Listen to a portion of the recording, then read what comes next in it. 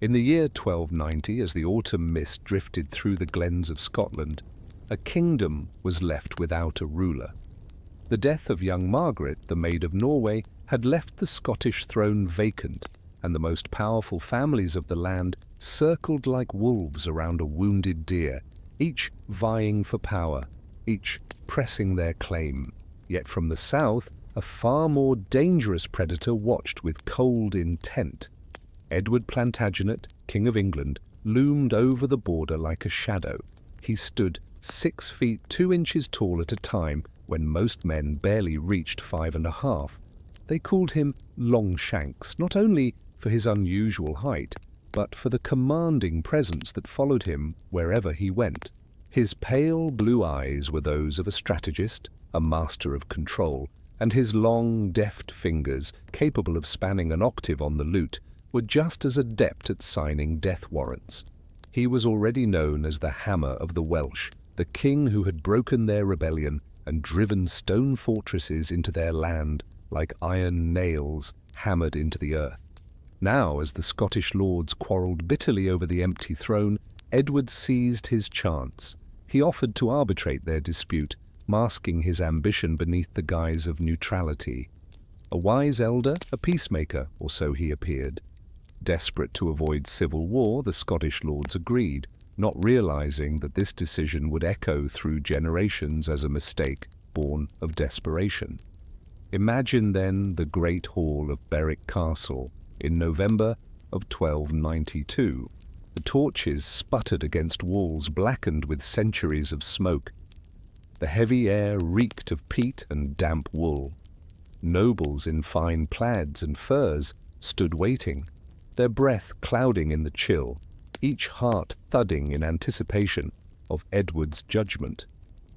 John Balliol and Robert Bruce the Elder stood apart, their followers glaring at one another with barely concealed hostility. Then Edward entered, sweeping into the hall with the force of a storm. His robes of scarlet, lined with ermine, brushed across the floor rushes as English knights followed, their mail catching the torchlight like dragon scales. The Scottish lords bent their knees, not yet realizing that this bow was practice for a far deeper submission. "I have weighed all claims," Edward declared, his voice rolling across the stone chamber. "The crown of Scotland shall pass to John Balliol, for he descends through the senior line." A ripple passed through the hall. Balliol's men smiled, Bruce's men frowned, but Edward was not finished. "However," he continued, and that single word struck like an executioner's blade, "Balliol shall acknowledge me as his feudal lord. Scotland will hold its crown only as a vassal of England." Silence fell. The torches hissed and cracked. From outside came the faint cry of gulls above the North Sea. For the older lords, those who had known Scotland proud and free under Alexander III, it was as though something within them had died.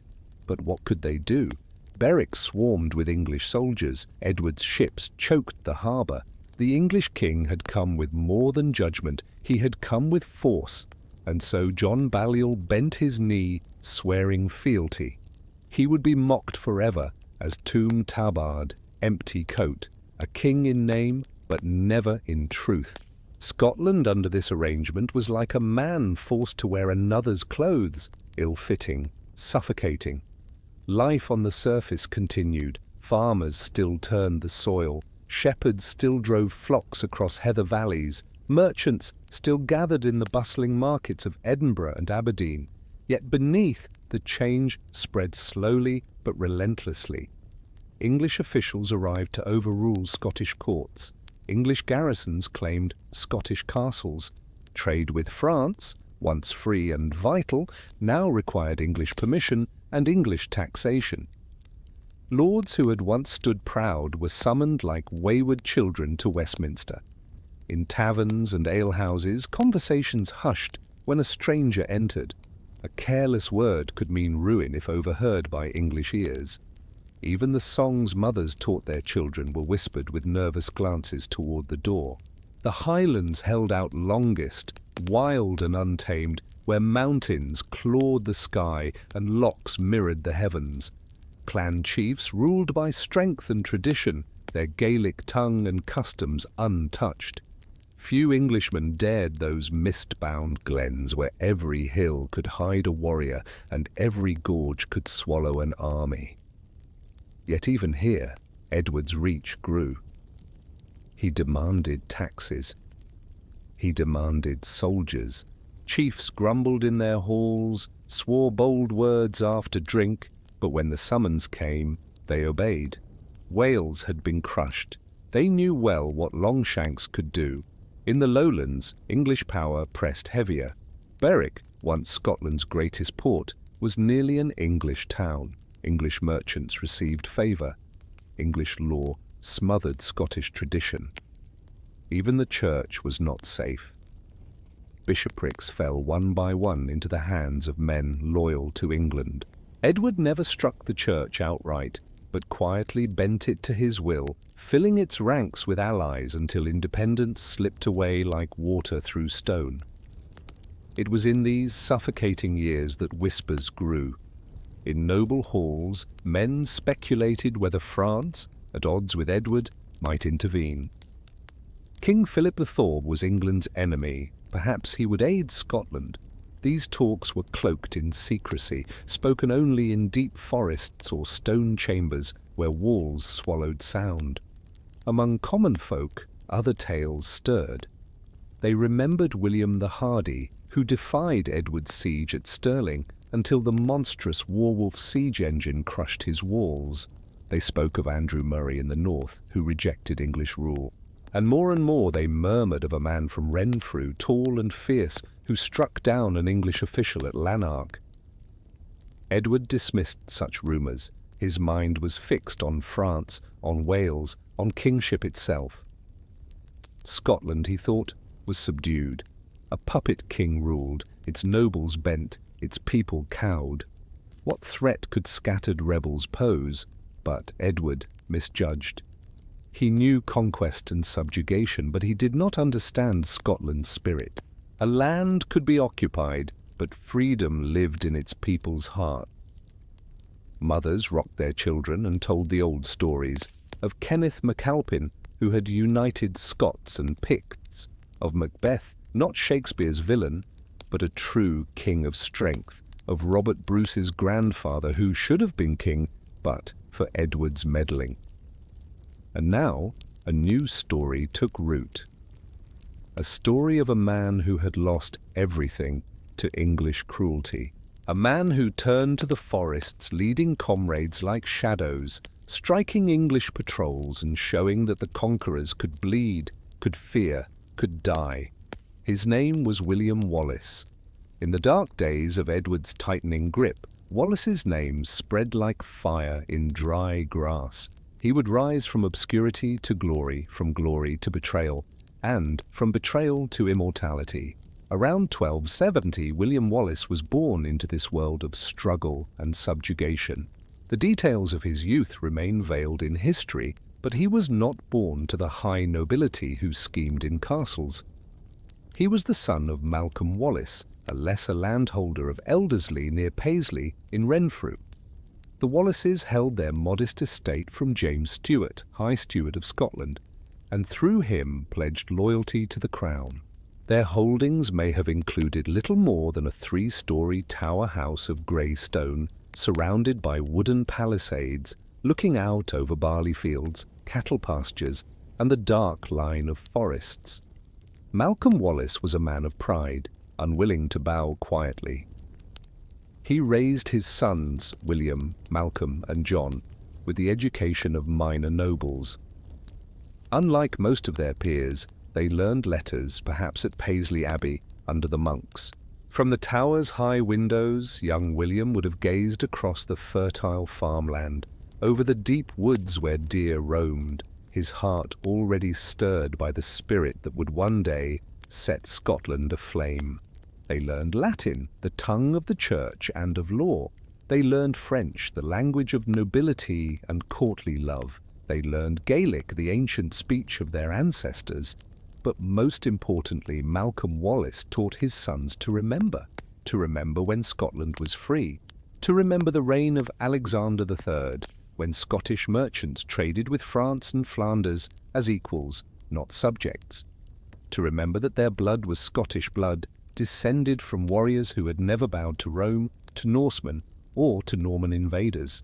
Picture young William in the flickering light of his father's hall, listening as the old stories filled the smoke-stained air. His mother, history preserves almost nothing of her, not even her name, may have sat spinning wool by the hearth while Malcolm told of their ancestor, Richard Wallace, who had come north from Wales generations before, after the Norman conquest.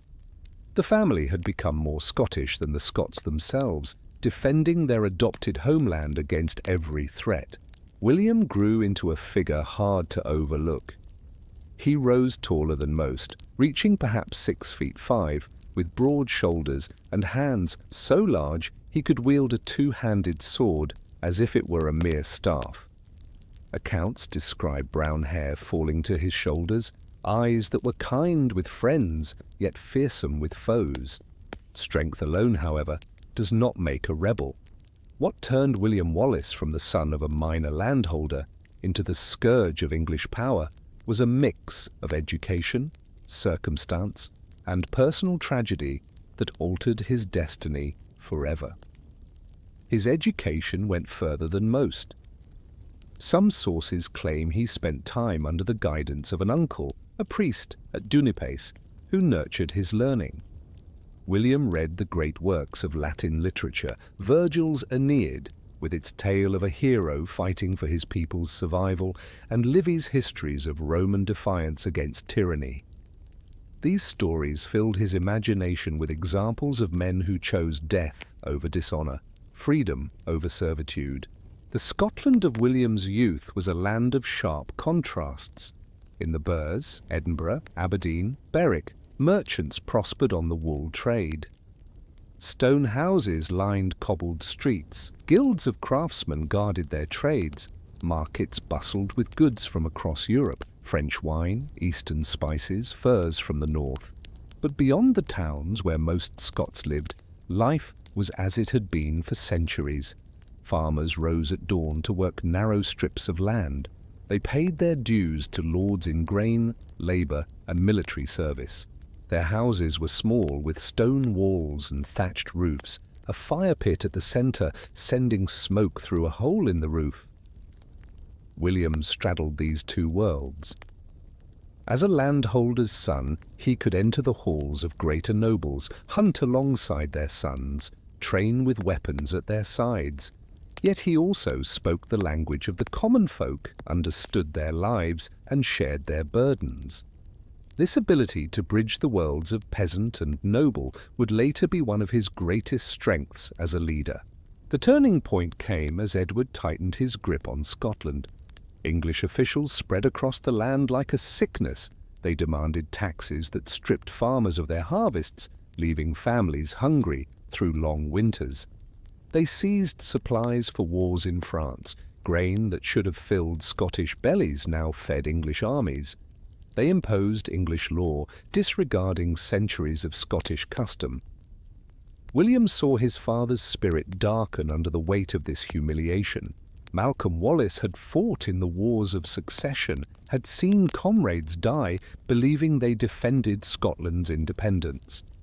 Now he was forced to bow before petty English officials who mocked Scottish traditions and mispronounced Scottish names.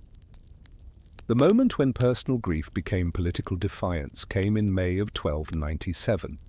The details are lost to legend, blurred by centuries of retelling. What is certain is this: William Heselrigg, the English sheriff of Lanark, was slain, and William Wallace was the man who killed him. From that instant, his path was set. Some tales claim Wallace had secretly wed Marion Braidfute, a young woman of Lanark, and that Heselrigg had executed her to draw Wallace from hiding. Others say Wallace's father had been killed by English soldiers, and William sought vengeance. The truth matters less than the outcome. English blood had been spilled, official blood. Wallace had crossed a line from which there was no return. Killing an English sheriff was no mere murder. It was treason against Edward himself.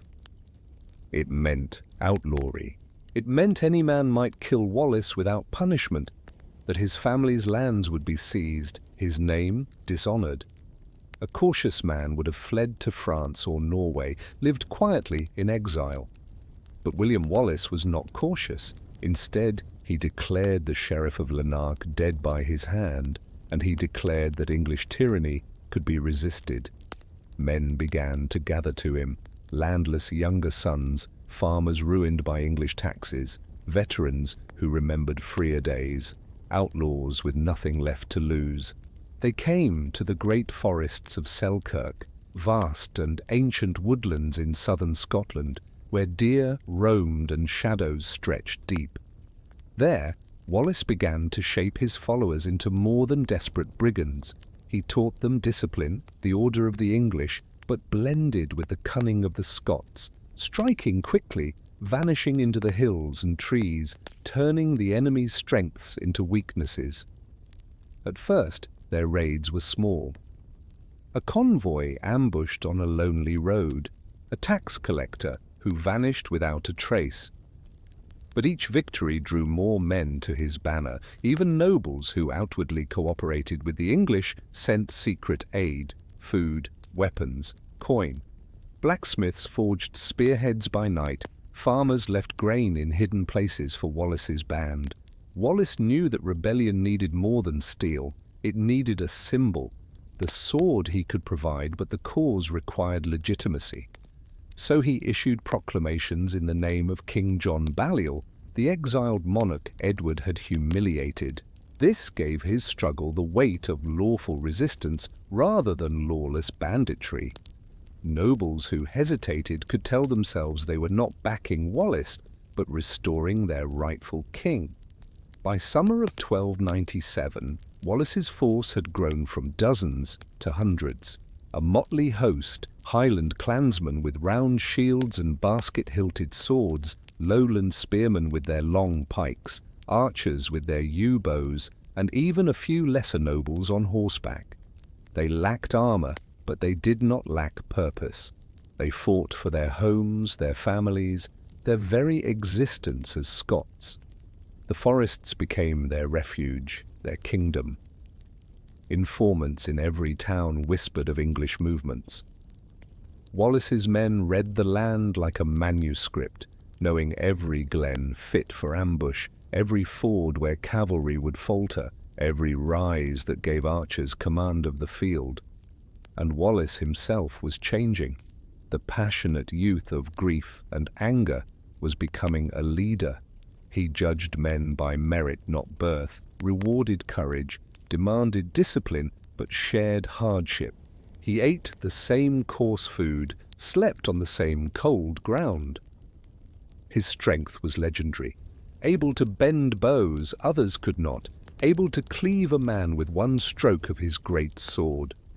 Some whispered he had the gift of second sight, that he could sense danger before it came. Yet beneath the legends was the reality of a man solving impossible problems. How to feed his army, how to arm them under constant watch, how to coordinate with resistance in the north, led by Andrew Murray, how to convince cautious nobles that victory was possible. By mid-1297, the flame of rebellion spread across the land.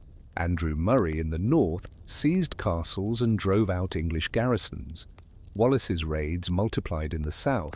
The English still held their towns and fortresses, but the countryside was lost to them. Officials travelled only under guard. Supplies moved in convoys. An occupation that had seemed unshakable only months earlier was crumbling, undone by fire, steel, and the unyielding will of a people who refused to bow. As Wallace prepared his men for the greater trials that loomed ahead, as he exchanged letters with Murray about uniting their strength, as he sent messages urging Scottish nobles to declare themselves, he must have realized that sooner or later Edward's gaze would fall fully upon Scotland. The hammer of the Welsh would not endure such defiance for long. A reckoning was inevitable. Yet for now, in the lingering light of those endless summer evenings, as the sun sank slowly behind the heathered hills, as his men sang ancient songs around hidden fires, as word arrived of another English patrol vanished, another tax collector fled, another Scottish banner raised over a freed town, William Wallace permitted himself to believe that freedom was more than a dream. The rebel was no longer in the making, he was made. The second son of a minor noble, who by all rights should have passed into obscurity, had become the living symbol of a nation's hope.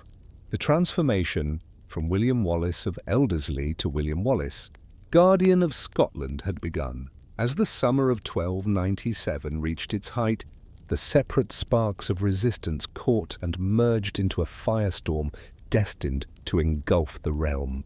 Wallace in the south and Andrew Murray in the north were no longer scattered outlaws waging private wars. They were becoming the faces of a national rising.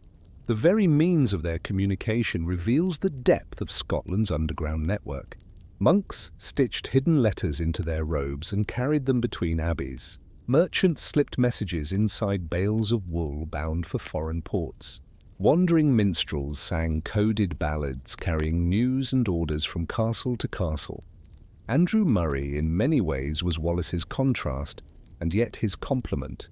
Where Wallace sprang from the lesser gentry, Murray was heir to a great house. Where Wallace had forged an army out of dispossessed men, Murray rallied trained soldiers and northern nobles. Where Wallace's fire had been stoked by grief and vengeance, Murray's will was sharpened by the cold edge of dispossession. Captured at Dunbar in 1296, he had been chained in Chester Castle until his escape. Returning north, he found his family's lands in the hands of English garrisons, their taxes flowing south into Edward's coffers. His rebellion was not merely patriotism, it was reclamation, the demand of a son to take back his rightful inheritance. The Northern War Murray waged was nothing short of brilliant. He began modestly, striking at Arvo Castle on the Black Isle. Though small, its capture was the first victory since Dunbar and signalled that the tide could turn. From there, he moved methodically, severing supply lines, forcing garrisons into isolation, offering leniency to those who yielded and ruthless punishment to those who resisted. His advance rolled steadily through the north, reclaiming fortress after fortress, while Wallace in the south grew ever bolder. Gone were the days of ambushing lone patrols. Now he struck at towns. Lanark had been personal. What followed was strategy. Imagine the scene at Scone, sacred coronation place of Scottish kings on a misty August dawn. The English garrison, 30 knights and twice as many footmen, lounged within the abbey walls, complacent and unprepared. Wallace had studied every weakness, every crack in their defences. In the darkness, his men crept close, some swimming the moat, others climbing walls with hooks and ropes. The first alarm came only when Scottish war cries echoed inside the English-held abbey itself. The clash was swift and merciless. English soldiers stumbled from their quarters half-armed, cut down before they could rally. Wallace led the charge through the abbey gate himself, his towering frame and greatsword scattering resistance. He struck down the captain as he reached for the beacon, ensuring no warning would spread. When the sun finally broke over the horizon, Scone belonged to Scotland once more. The arms and armour seized were redistributed to Wallace's men, the stores claimed as spoils. But the true victory was psychological. For the first time since Dunbar, Scots believed the English grip could be broken. In the countryside, that belief blossomed into fervour. Farmers who had hidden grain from Edward's tax collectors now brought it freely to the rebel camps. Blacksmiths risked their lives forging weapons by night. Women spun cloth for banners. Children watched the roads and carried secret messages. Even the nobles, those most cautious of men, began to stir. Wallace's inclusiveness, his refusal to judge by past collaboration, his insistence that every sword and every spear was welcome, drew thousands. Still, caution reigned in many great houses. Some lords waited, unwilling to commit. Others actively betrayed their country for English gold. But the tide was shifting, and even figures like William Fraser, Bishop of St Andrews, played both sides, publicly neutral while quietly aiding the rebellion. It was within this atmosphere that Wallace and Murray at last joined forces. The site of their first meeting is lost to history, but we can imagine it, a hidden glen deep within the highlands far from English eyes. There, two young men, each already half legend, measured one another. Murray saw a giant clad in rough wool and leather, guarded by men of humble birth who would die for him without hesitation. Wallace saw a noble who had forsaken luxury for duty, whose cold brilliance had freed half of Scotland. In each other they recognized the same vision, not simply to drive out Edward's men, but to forge a Scotland where justice mattered more than birth, where freedom would be safeguarded by law. Together their forces now numbered thousands. Murray brought cavalry, engineers, the discipline of noble retinues. Wallace brought masses of common men, burning with passion and loyalty. Their union was formidable, but the storm it summoned was greater still. For John de Warenne, Earl of Surrey, Edward's lieutenant, was on the march, a veteran of Edward's brutal Welsh campaigns. Surrey commanded near 15,000 men, 3,000 armoured knights, 12,000 infantry, hardened and professional. His army was a terror to behold. Knights in steel ranks, lances gleaming like a forest of iron. Behind them archers whose longbows could kill a man at 200 yards, Welsh spearmen who had once resisted Edward but now fought under his banner. Wherever this army passed, it devoured the land. Fields stripped bare, villages burned, families hanged as examples. Wallace and Murray now faced the ultimate choice. Continue their elusive guerrilla war, bleeding the English but sacrificing the countryside, or meet them in open battle, risking everything in a single contest. Guerrilla tactics were safer, proven, but they offered no legitimacy, no decisive moment to crown their cause. To be recognized as leaders of a nation, they needed a victory the world could not ignore. They chose to stand at Stirling. Stirling was no ordinary ground. It controlled the crossing of the River Forth, the vital gateway between north and south. Its castle loomed high upon volcanic stone, commanding the land. Below lay the bridge, a narrow timber span scarcely wide enough for 2 horsemen abreast. To cross it was to march into a trap, if one had the cunning to set it. As Wallace and Murray gathered their forces and marched towards Stirling, they knew what lay ahead. If they triumphed, their rebellion would be transformed into a revolution, Scotland reborn. If they failed, their heads would blacken upon London Bridge, and their homeland would be shackled for generations. The English believed themselves unbeatable. They had the numbers, the steel, the confidence of veterans. Surrey had crushed rebels before. His treasurer, Hugh de Cressingham, urged haste, eager to finish this costly war with one stroke. Yet arrogance blinded them to the subtler strengths of their enemies. Wallace and Murray knew every glen and ford, every marsh and rise. Their men fought not for coin, but for hearth and home. The stage was set. Stirling Bridge awaited. Scotland's destiny hung in the balance. And they had devised a plan, bold and audacious, one that would turn English strength into their greatest weakness. On September 10th, 1297, the two armies faced one another across the River Forth. On the south bank, the English banners waved, their armour gleaming in the morning sun. On the north bank, high upon Abbey Craig, the Scots held their ground, partially concealed by trees and drifting mist. Negotiations were attempted. 2 Dominican friars crossed the water to demand surrender. Wallace's reply, recorded by the English chroniclers, was as defiant as ever. "Tell your commander we did not come here to make peace, but to fight, to defend our people, and to free our kingdom. Let them come forward, and we shall prove it in their very beards." The stage was set for one of the most decisive struggles in Scottish history. The next day would bring either triumph or ruin, freedom or bondage. As the sun sank behind the hills, long shadows stretched across the river, and men on both sides sharpened weapons, whispered prayers, and wondered if they would live to see another dusk. In the Scottish camp, Wallace moved among his men, offering words of encouragement. These were not seasoned soldiers, but farmers, craftsmen, shepherds, and fishermen, men who tomorrow would face the mightiest force in Europe. Yet that night they were bound together, brothers in arms, united by a cause greater than their own lives. The spark of rebellion had grown into a flame. By tomorrow at Stirling Bridge, they would learn whether that flame would light the torch of a free Scotland or be quenched forever in the waters of the Forth. Dawn broke grey and mist-laden on September 11th, 1297, as if the heavens themselves sought to shroud what was about to unfold.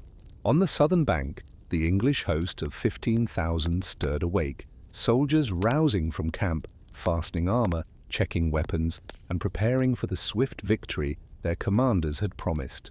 Across the river upon Abbey Craig, no more than 5,000 Scots waited in disciplined silence, 3 times outnumbered, but steadfast.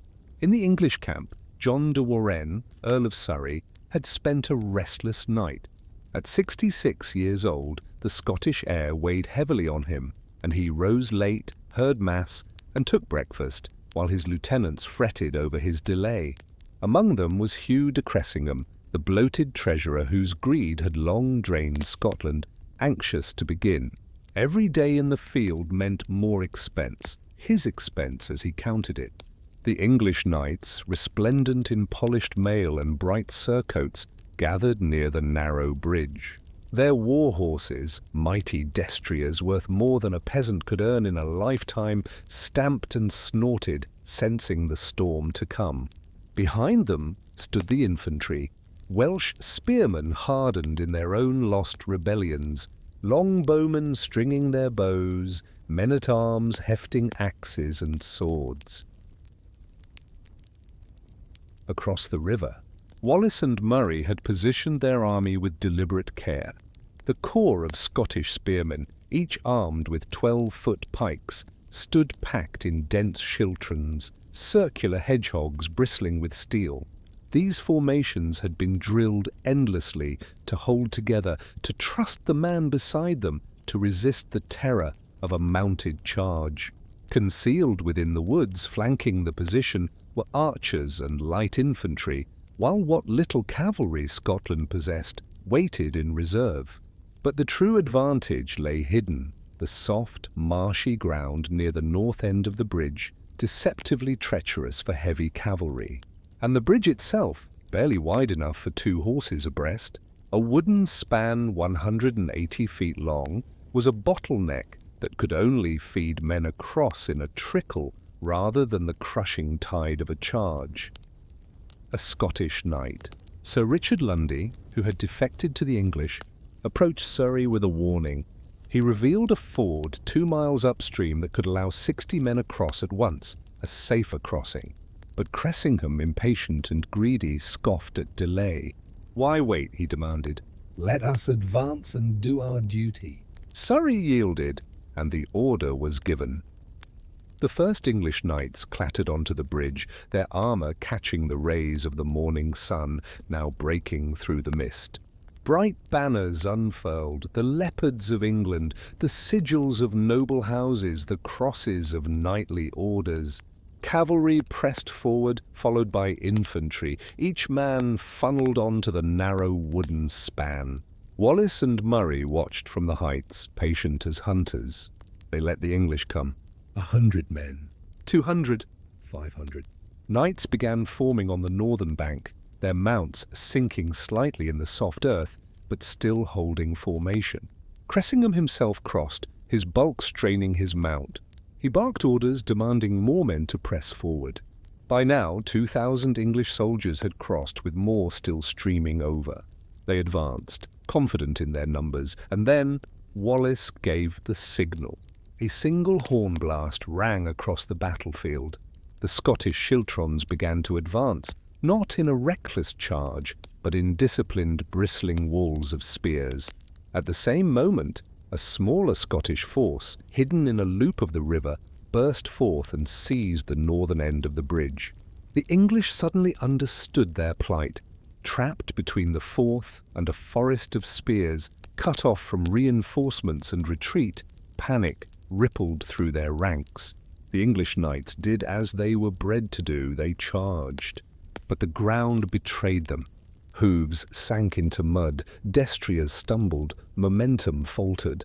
The cavalry that should have shattered the Scottish line instead smashed into the unyielding schiltrons, breaking apart like surf against a cliff. The Scottish spearmen held. This was the moment Wallace and Murray had drilled for. Hold fast, they shouted. Hold for Scotland. The front ranks braced their pikes into the earth, creating a wall no horse dared enter. The ranks behind pressed forward, adding weight. Proud English knights, conquerors of Wales and challengers of France, fell screaming on Scottish steel, wielded by men they had scorned as rabble. Horses collapsed, riders crushed beneath them. The field dissolved into blood and mire. Cressingham, desperate, tried to rally his men, but his overweight destrier sank deep in the mud. Dragged from his horse, he met the vengeance of those he had plundered. His death was brutal, his flesh flayed, strips later turned into grisly sword belts by the Scots. On the southern bank, Surrey looked on in horror as his vanguard was destroyed. He ordered more men to cross, but the bridge was already choked, with soldiers pushing forward and others struggling to retreat. The structure groaned under the strain. Some, trapped, leapt into the Forth, but their armor dragged them under, the river claiming them as swiftly as any spear. The collapse of the bridge, when it came, was sudden and catastrophic. With a thunderous crack, it gave way, hurling hundreds into the waters below. Those who had already crossed were now utterly isolated. No aid could reach them, no escape remained. What had begun as a battle turned to massacre. The Scots pressed in, cutting down the trapped English from all sides. A young knight, Marmaduke Thweng, fought with rare courage, cutting through Scottish lines in a desperate attempt to reach the ford upstream and bring reinforcements. His valour earned the respect of friend and foe alike, and Wallace would later grant him safe passage home. Yet his bravery could not change the tide. By noon it was finished. The northern bank was carpeted with English dead. Perhaps 100 knights and 5,000 infantry lay slain. The Scots had lost only a few hundred. Surrey, watching from across the river, gave the only order left to him: retreat. Not an orderly withdrawal, but a rout. The remnants of the English fled, abandoning camp, supplies, even their treasure chests in panic. Many ran until they reached Berwick, and some did not stop until they were back in England. The impact of Stirling Bridge was staggering. For the first time since the Norman conquest, a Scottish army had defeated an English host in pitched battle. The myth of English invincibility, so carefully nurtured by Edward Longshanks, was shattered as completely as Surrey's army itself. In the aftermath, Scottish soldiers stripped arms and armour from the fallen, dragging English bodies from the river as they tended their own wounded. Wallace and Murray must have felt the weight of what they had accomplished. This was no mere victory, it was a turning point in history. Yet triumph came with its price. Andrew Murray, struck by what first seemed a minor arrow wound, would linger only a few weeks before infection claimed him.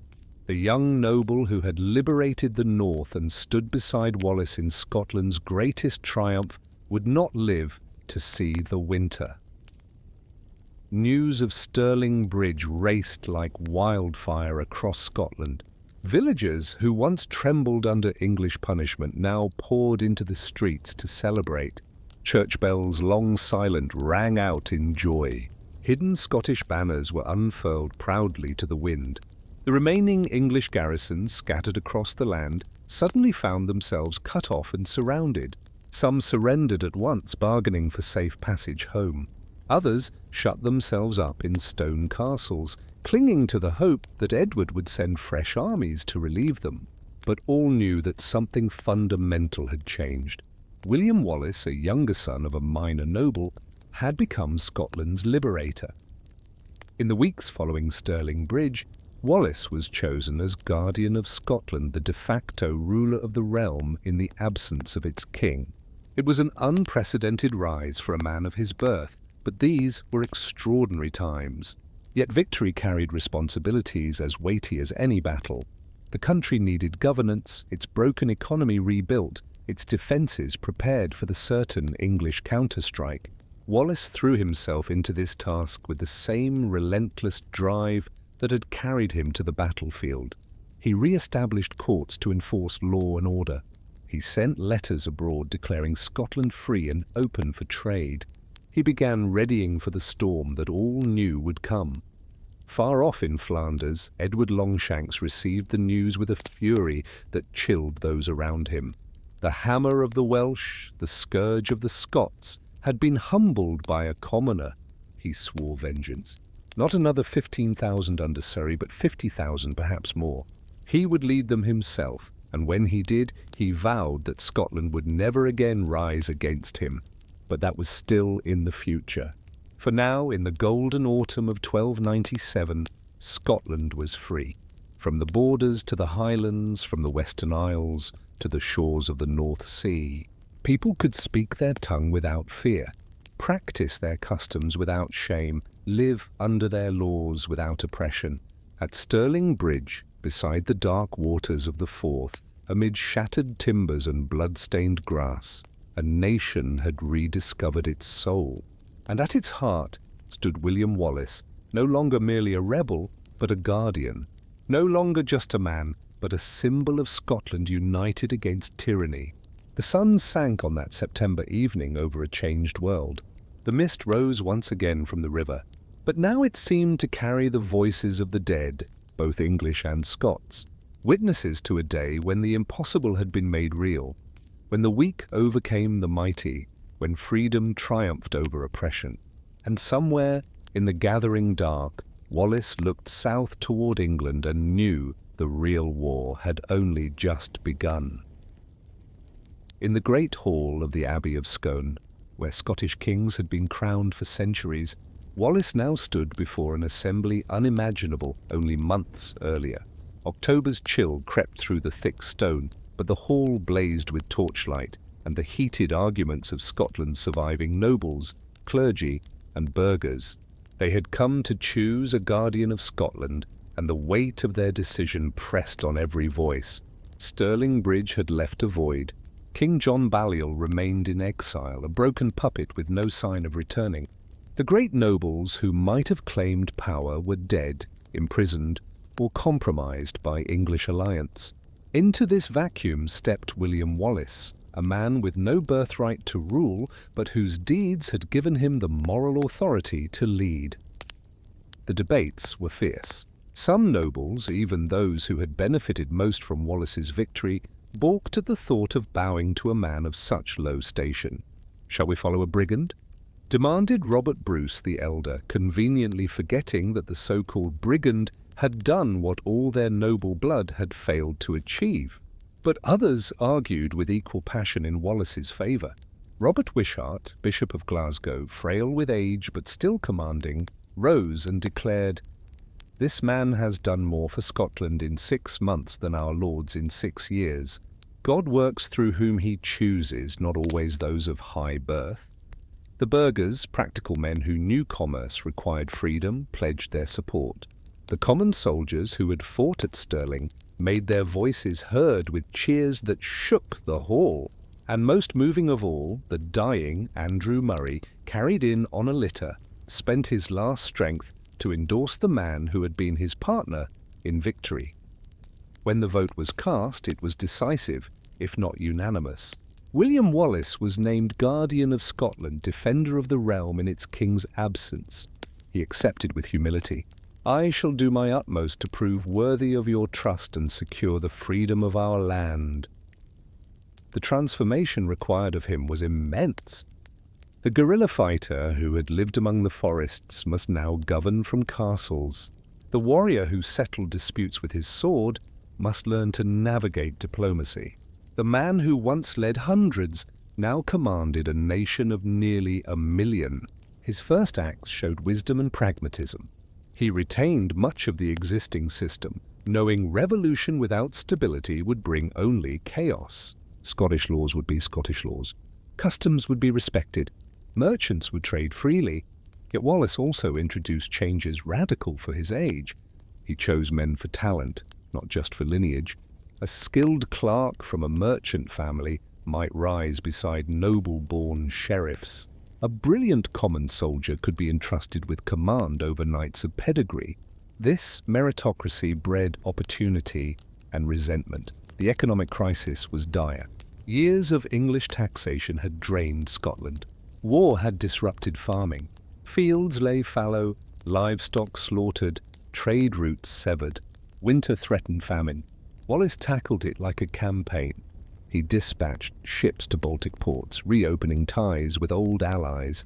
He negotiated with the Hanseatic League, the powerful German merchants who controlled northern trade. His surviving letters reveal a keen grasp of commerce. The Kingdom of Scotland, by God's grace recovered from the English yoke, is ready to trade freely with all merchants who seek safety in our realm. Law and order were equally pressing. War had loosened the bonds of society. Bands of brigands cloaking greed in patriotism roamed the countryside. Noble feuds, once suppressed, flared anew. Wallace established circuit courts, travelling shire to judge personally. Chroniclers record his rulings, firm but fair, merciful when possible, harsh when necessary. In one case, a gang claimed they robbed English sympathisers for the cause. Wallace declared, "Scotland's cause is not served by thieves who mask greed with patriotism. You shall restore what you stole and serve the army unpaid until your debt is repaid." The military situation remained fraught. The English still held mighty castles, Edinburgh, Roxburgh, Stirling itself. Each was both a fortress and a symbol of continued occupation. Wallace launched sieges, though Scotland lacked the great engines of war. No trebuchets, no mangonels, only starvation and guile. Dundee Castle became a bitter example. For weeks his men froze in winter camps, starving out the garrison. When it finally fell, the defenders had destroyed the stores before surrendering. A victory, but costly and hollow. Diplomacy consumed him as much as war. Scotland needed allies, and France was the natural choice. The old alliance had to be renewed. Wallace dispatched envoys to King Philip IV, seeking aid, trade, and above all, recognition. His letters to European courts reveal his diplomatic vision. To the Pope he pleaded that Scotland had always been free in the Church. To German princes he promised trade. To Norway he invoked ancient kinship through the Western Isles. But Wallace also knew that diplomacy without the strength to enforce it was nothing more than supplication. He kept strengthening Scotland's military capacity, setting up training camps where farmers and commoners were drilled into disciplined soldiers, their ranks forged by the same rigour that had carried them to victory at Stirling Bridge. He developed a primitive yet effective intelligence network, with agents slipping across English-held territories, reporting troop movements, supply shortages, and garrison weaknesses. The Guardian's Court, established at shifting strongholds in Perth, Aberdeen, and other loyal burghs, became a strange blend of war office, council chamber, and court of law. Wallace presided over it all with an intensity that astounded even his closest followers. He rose before the sun to study military reports, spent his mornings hearing legal disputes, his afternoons in council, and his nights drawing up strategies for campaigns yet to come. Those who stood near him during this period described a man sustained by a fire greater than himself, living for no purpose but Scotland's freedom. He ate sparingly, slept in short bursts, and dismissed every temptation of power. When offered confiscated estates from defeated English loyalists, he declined. When advised to take a noble bride and cement his position with a great alliance, he refused. The only extravagance he allowed himself was the great black war-horse he had seized at Stirling Bridge, a destrier he rode with a mastery that seemed born into his bones. Yet fissures began to show beneath his authority. The powerful nobles, the Bruces, the commons watched and waited, their ambitions barely restrained. They had tolerated his leadership when England pressed hard upon them, but as the pressure eased, so too did their submission.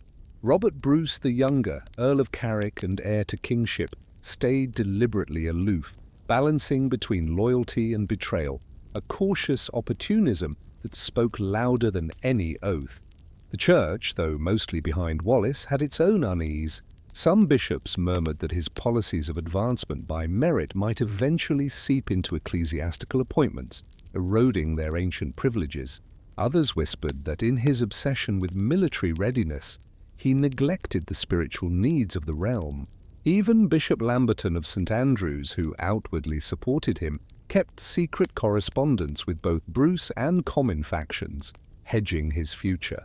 Among the people, Wallace's strongest supporters, discontent too began to simmer. His stern discipline, though necessary, weighed heavily on men who had joined for freedom, not obedience. Taxes, though lighter than Edward's, still gnawed at a people already weary from war.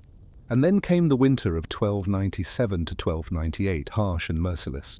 By November, snow buried the mountain passes, ice hardened the lochs, and the highland winds howled like wolves at every door.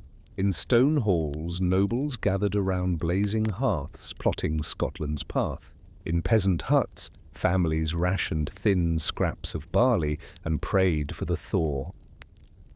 Wallace, undaunted, used the frozen months to consolidate and prepare for what he knew was inevitable. Edward Longshanks had returned from France, his war there settled by truce.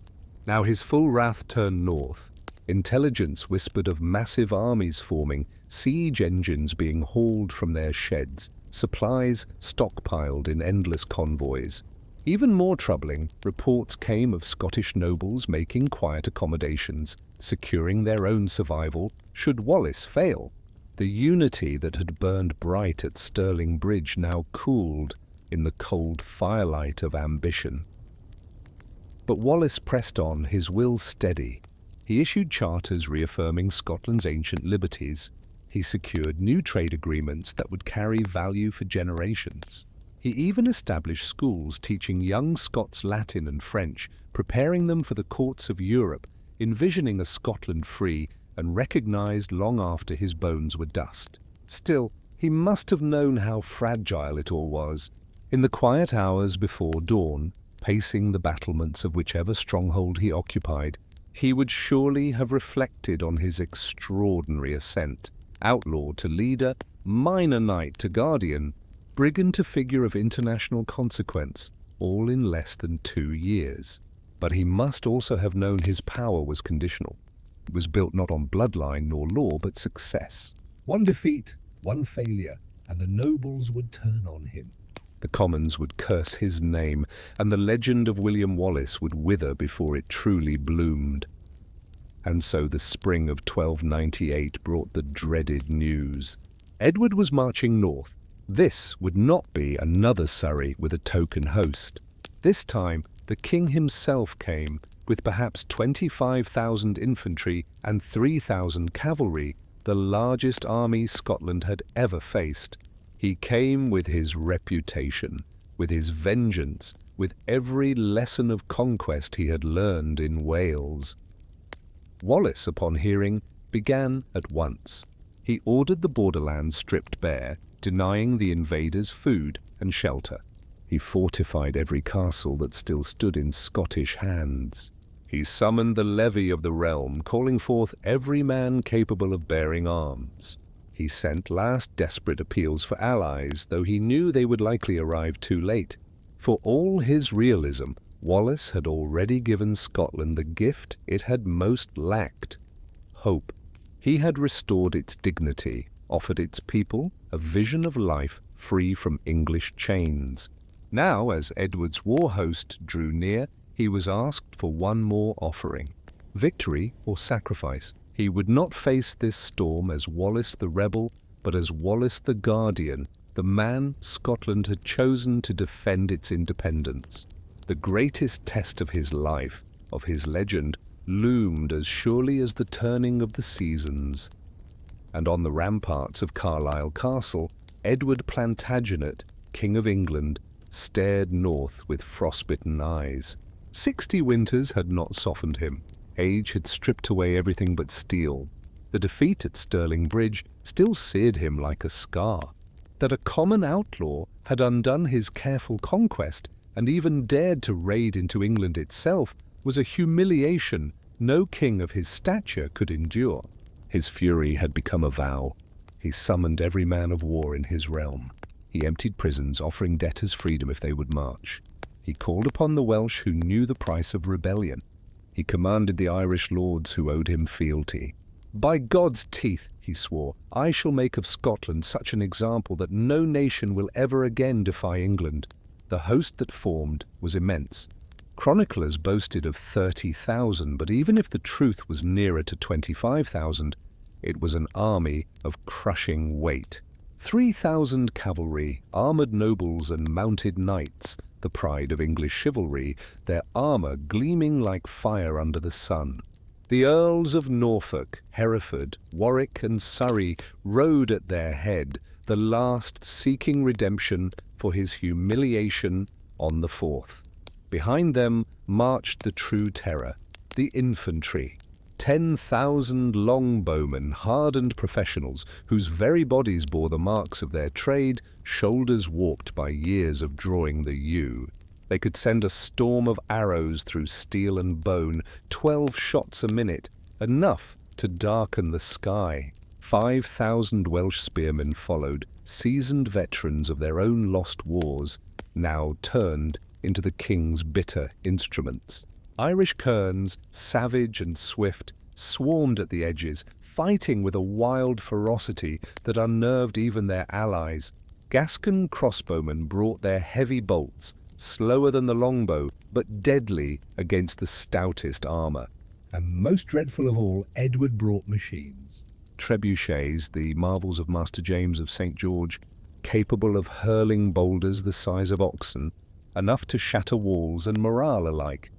The supply trains stretched beyond sight, wagons stacked with arrows by the 100,000. Food, armour, timber for siege works, every detail accounted for. Edward had learned in Wales that victory belonged not to the boldest knight, but to the army that could eat and endure.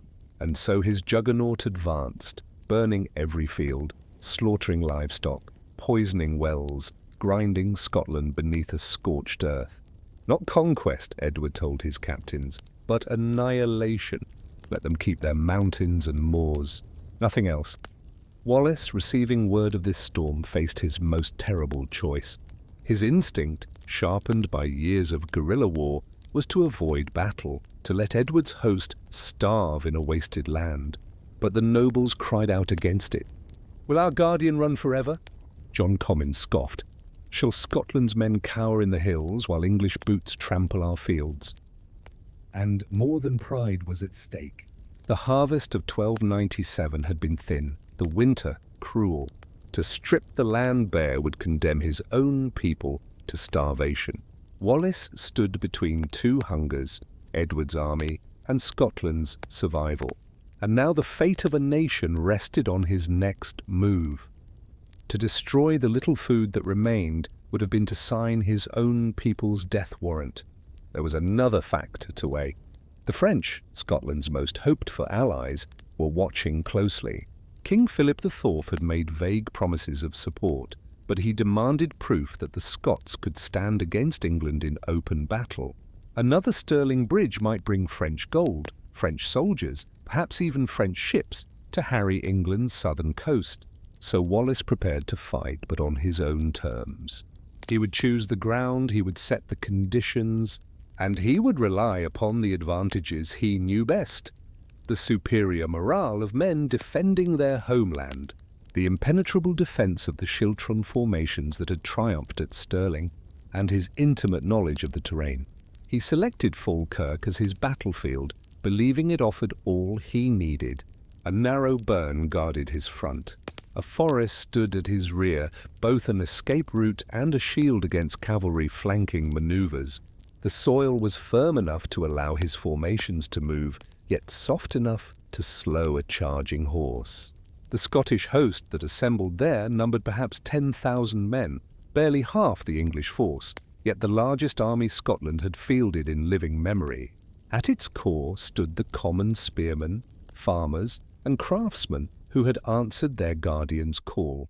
They gathered in 4 vast schiltrons, each some 2,000 men strong, hedgehog circles of bristling spears that no cavalry could penetrate.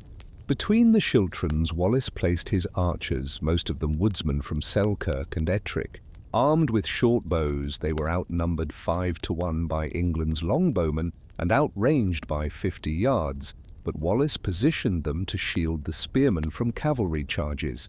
A small Scottish cavalry force, 500 nobles and their retainers, formed a reserve. They lacked the weight and armour of England's knights, but they were Scotland's only mobile strike arm. On the evening of July 21st, 1298, the two armies camped within sight of one another's fires. In the Scottish camp, Wallace walked among his men, eating their coarse food, speaking simple words of encouragement.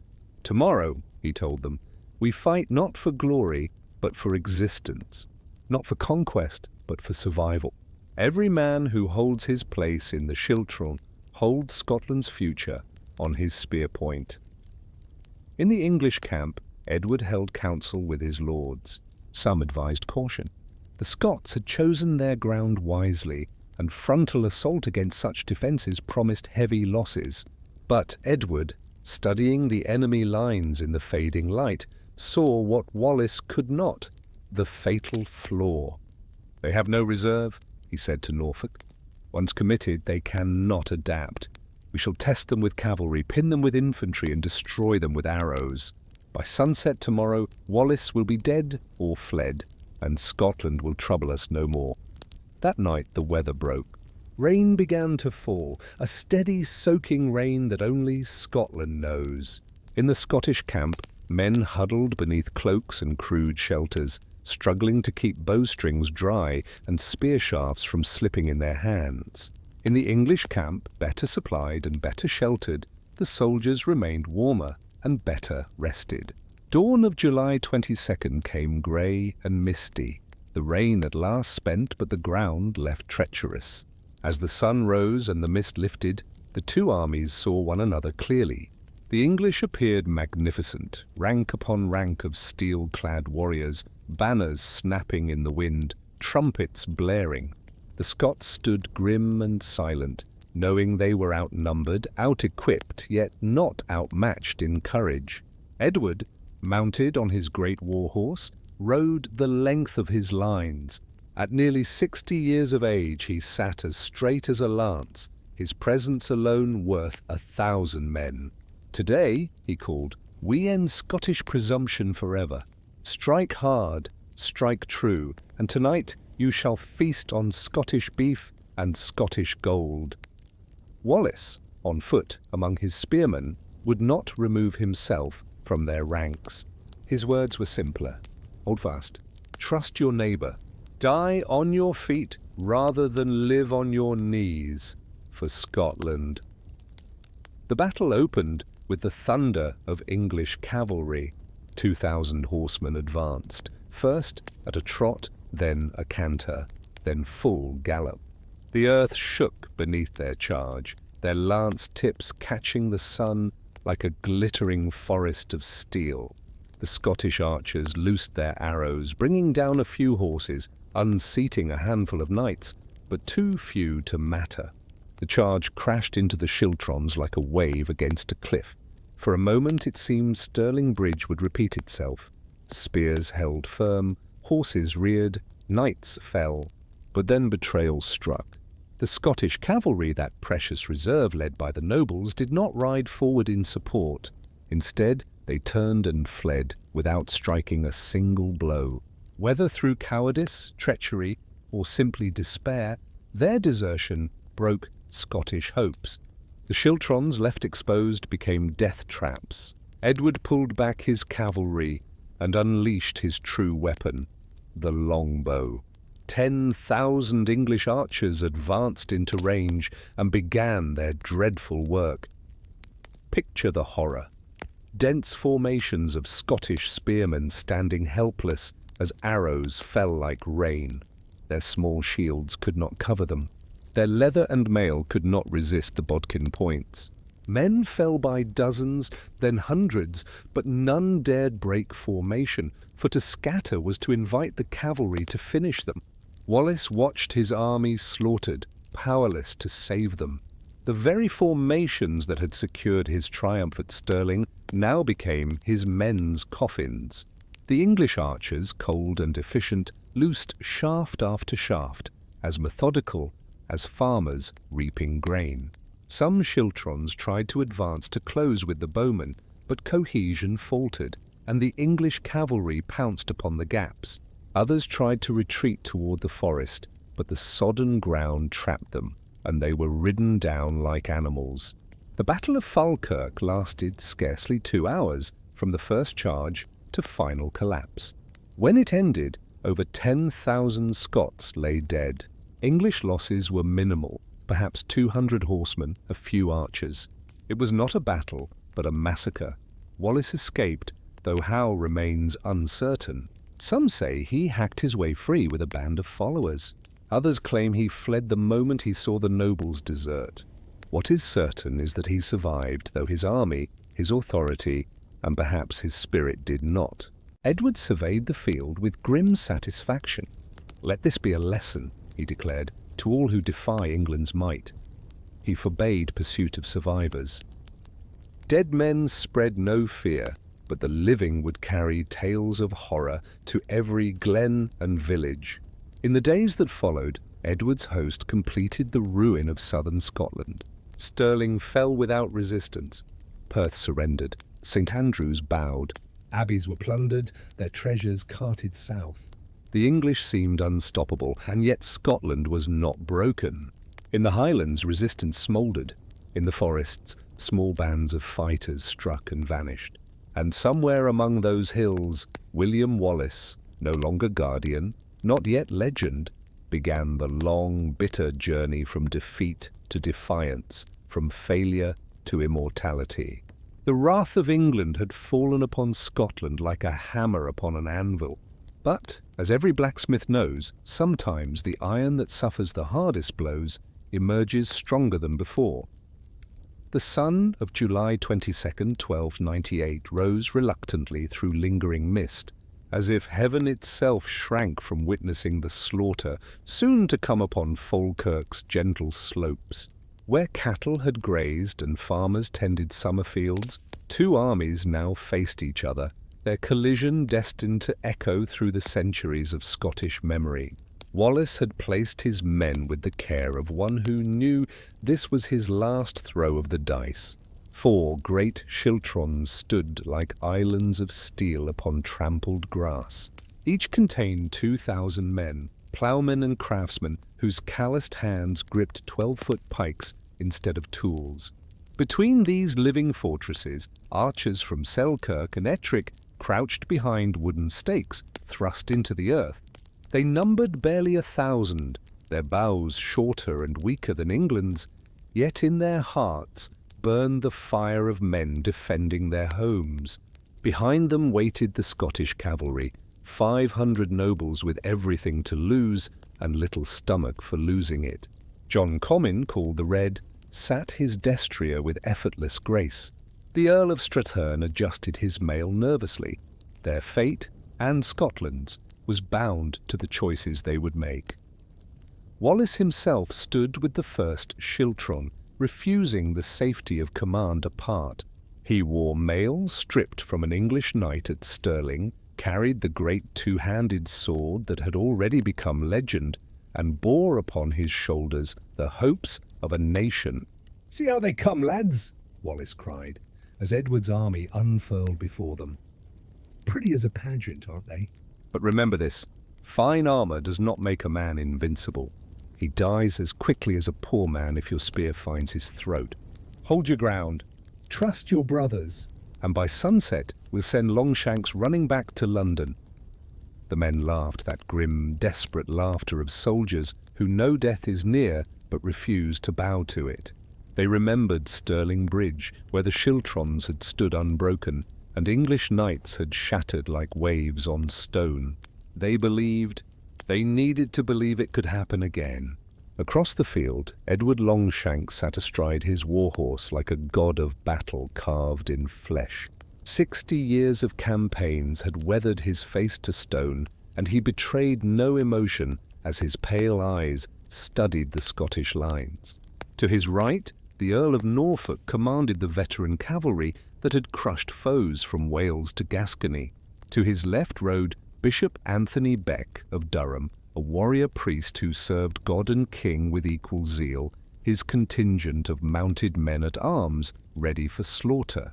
"Your Majesty," Norfolk ventured, "the Scots have chosen well. The burn shields their front, the forest guards their rear." A frontal charge will be costly. Edward's eyes never left the enemy.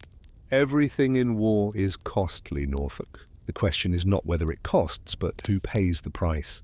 Send in the cavalry. Let us see if their spears are as steady as they were at Stirling." The first English attack came with the full pageantry and terror of medieval war. 1,000 horsemen formed in 3 massive squadrons, banners snapping in the morning breeze, the leopards of England, the crosses of the military orders, the arms of the great lords. Trumpets blared, bronze voices ringing like judgment across the field. "Steady, lads, steady!" Scottish commanders urged as the ground began to tremble. The English came on first, at a walk, lines dressed as though on parade, then a trot, harness jingling, mail rustling like rain on iron. Then the canter, and the sound became thunder. In the schiltrons, men who had never faced such fury felt their mouths dry, their palms slick on spear shafts. Instinct screamed to run. No man could stand before such a storm. But they held, not from discipline alone, nor hope of victory, but because Wallace was there among them, immovable as the mountains of their homeland. The English charge smashed into the schiltrons with a crash heard for miles. Horses trained for war tried to break through the wall of spears, but no training could silence the instinct against impalement. They reared, they wheeled, colliding with each other in chaos. Knights leaned from saddles, hacking at spear points with swords, trying to carve a breach. And for a moment, glorious, fleeting, it seemed Stirling Bridge would repeat itself. Scottish spears found gaps in armour, pierced mail, toppled horses, dragged knights to the ground. The front ranks held, the rear ranks pushed forward, adding weight to the bristling wall. English knights, the flower of Christendom, fell to weapons wielded by men they deemed peasants. "They hold," someone shouted in the Scottish line. "By God, they hold!" But Edward, watching calmly, merely nodded. He raised a hand to his standard-bearer. A horn call rang out, not the sound of charge, but recall. With perfect discipline, the cavalry wheeled away. They had not broken. They had done their work. Then came the true turning. The Scottish nobles, the 500 horse who alone could counter the English, who alone could protect the archers, made their choice. Without warning, without even striking a blow, they turned their horses and rode from the field. Betrayal sudden and complete.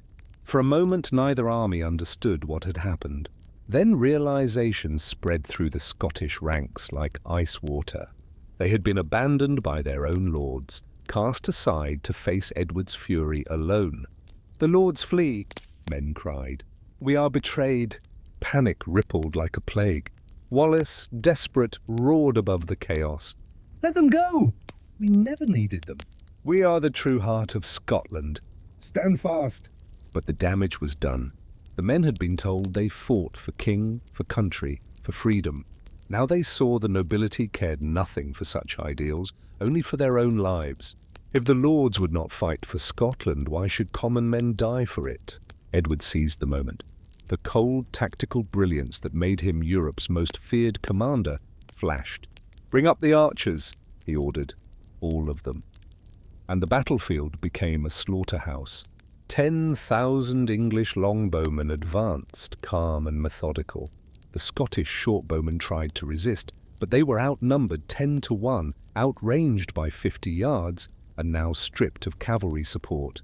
They were swept aside like dry grass before fire. Then the longbows began their grim harvest. Each man carried 60 arrows, loosing a dozen each minute. Arrows blackened the sky, a storm of steel. Chroniclers would later claim the sun itself vanished behind them. In the schiltrons, men fell in heaps. Spears that had held against horses meant nothing against a rain of death from above. They could not raise shields without lowering pikes. They could not spread out without breaking formation. They could not advance fast enough to close the distance. They could not retreat without being torn apart by cavalry. They were trapped. Wallace stood amid them, helpless, watching his army die. But even in that moment of ruin, he thought of Scotland's tomorrow. If every man perished here, Scotland's cause would wither for a generation. Better to save what could be saved. "To the forest!" he commanded. "Run for the trees!" At first, the retreat was orderly, a desperate withdrawal. But soon it collapsed into chaos. Spears were thrown aside for speed. The wounded were abandoned. The English cavalry, held back for this moment, now surged forward like wolves among sheep. The killing ground stretched from battlefield to forest edge, the earth marked by a trail of corpses. Wallace himself fought a rearguard with his most loyal companions. At a narrow path between two bogs, he stood like a storm-given flesh, his great sword cutting men down like wheat before harvest. English men-at-arms fell one after another, but numbers prevailed. At last, with a handful of survivors, Wallace plunged into Torwood, that ancient haunted forest where no Englishman dared pursue. Even they would not follow him into shadows where every tree could hide death. As the sun set on July 22, 1298, it revealed a field of carnage. Falkirk lay carpeted with Scottish dead. 8,000 men who had awoken believing they fought for freedom, only to die knowing they had been betrayed. English losses were pitiful by comparison. Perhaps 200 cavalry in the opening clash, fewer than 50 archers to Scottish arrows. Edward rode among the corpses, torchlight casting ghastly shadows across the fallen. "Let them rot," he commanded coldly. "Let the crows feast. Let every Scot who passes this place see the price of defiance." In the days that followed, the disaster grew clear. The army was gone. The idea of resistance seemed gone with it. Towns that had sworn to Wallace now bent the knee to Edward. Nobles who once wavered now declared for England openly. Scotland's guardian had become a hunted outlaw in his own land. Hiding in forests with a handful of loyal men, Wallace carried the unbearable weight of knowing he had led thousands to their graves. The tactics that brought triumph at Stirling had brought ruin at Falkirk. Yet even in defeat something endured. Though the field was lost, though Scotland bled, the dream of freedom smouldered still in hearts and hills, waiting for another hand, another day, to set it aflame once more. The nobility Wallace had once counted as allies proved to be opportunists at best, traitors at worst. Yet even in this darkest hour, something endured. Call it spirit, call it stubbornness, call it the refusal to accept defeat. Wallace and his few remaining men did not surrender. They did not flee abroad. They did not bow to Edward's authority. Instead, they melted into the vast, untamed wilderness of Scotland, becoming ghosts, legends. Symbols of resistance that no army could crush because no army could find them. In the immediate aftermath of Falkirk, Edward attempted to consolidate his conquest. He marched his army across the country, accepting surrenders, installing English garrisons, and imposing English law. But Scotland is vast, and even Edward's formidable forces could not be everywhere at once. In the highlands, resistance continued. In the forests, Wallace's remaining followers harassed English patrols. and in the hearts of ordinary Scots the flame of freedom, though dimmed, burned still. The clash at Falkirk had ended the dream of a swift victory. The hope that the English could be driven from Scotland by force of arms alone, yet it also offered lessons. Never again would Scottish forces face English armies in open battle on the enemy's terms. The future of resistance would lie in guerrilla warfare, political manoeuvring, and exploiting every weakness of the English. Wallace himself, though no longer guardian, though defeated and discredited in the eyes of many, remained free. As long as he remained free, as long as one Scot refused to bend to English rule, Edward's triumph was incomplete. The hammer of the English had struck a terrible blow, but the anvil had not shattered. In the months and years after Falkirk, a new phase of the wars of Scottish independence began. Not the heroic rise of Stirling Bridge, nor the catastrophic fall at Falkirk, but a grinding, bitter struggle of insurgency and counter-insurgency. Small victories, small defeats, and a people unwilling to surrender their freedom. And through it all, like a shadow haunting Edward's triumph, moved William Wallace. No longer guardian, no longer commander of armies, but something perhaps more potent, a symbol, a reminder, a promise that Scotland's story was not yet concluded. In the depths of Selkirk Forest, where ancient oaks blocked the sun even at midday, Wallace sat by a small fire and contemplated the ruins of his dreams. It was the autumn of 1298, 3 months after Falkirk, and the great guardian of Scotland had become an outlaw once more. Around him were perhaps 30 men, the faithful few who had chosen exile and hardship over submission and comfort. The Scotland that emerged from Falkirk's bloodied fields was broken. Edward's army had swept through the lands like a plague, burning what they could not seize, killing what they could not cow. English banners flew from the great castles. Garrison towns obeyed English law. Surviving nobles had mostly made their peace with the conqueror. Yet resistance, like water seeping through rock, persisted. In the highlands, clans that had never fully recognized any central authority continued their ancient ways. In the forests, small bands of irreconcilables waged a war of attrition.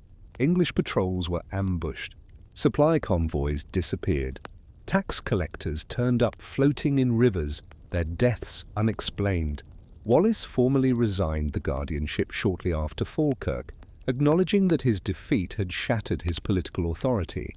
The nobility, eager to distance themselves from failure, quickly elected new guardians. Robert the Bruce, Earl of Carrick, and John Comyn the Younger, representing Scotland's 2 most powerful factions. These men, conspicuously absent at Falkirk, now claimed leadership. But their resistance differed from Wallace's. Where he fought for principle, they manoeuvred for advantage. Where he had united commoners and nobles, they perpetuated old divisions. Their guardianship revolved more around rivalry than opposition to England. Wallace, observing from his forest exile, must have felt bitter irony. The nobles who abandoned him now claimed his cause. Yet he understood reality. Scotland required leaders the nobility would follow, even compromised ones. His time as guardian had ended, but his war had not. In the winter of 1298-1299, Wallace made a choice that would define his remaining years. If he could not defeat England with Scottish arms, perhaps allies abroad could pressure Edward diplomatically or militarily.